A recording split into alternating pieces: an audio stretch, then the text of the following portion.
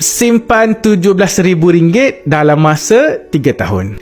Kalau anda simpan 1 gram emas setiap bulan dalam masa 3 tahun, sebenarnya anda sudah ada lebih RM17,000. Tapi tak ramai yang sedar perkara ni. 1 gram 1 bulan cukup 3 tahun terkumpulnya 36 gram. Dengan harga emas hari ni sekitar RM580 per gram, harganya sudah mencecah lebih kurang RM17,000 hingga RM18,000. Dan emas ni bukan simpanan yang biasa.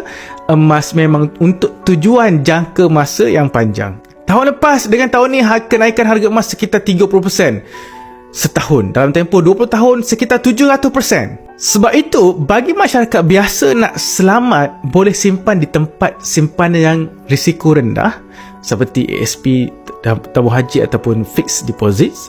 Tapi yang mana instrumen ini boleh memberikan pulangan sekitar 5% sahaja. Berbeza dengan emas sekitar 10% setahun. Ini adalah fakta menurut rekod 20 tahun.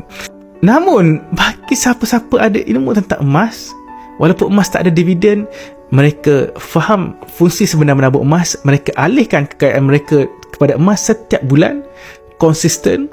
Dalam tempoh 2 tahun, pasti anda akan rasa terkejut dengan simpanan yang anda ada. Semoga manfaat. Teruskan follow saya. Boleh isi feedback biru untuk saya guide secara personal langkah-langkah menabung dengan cara yang terbaik sesuai untuk anda.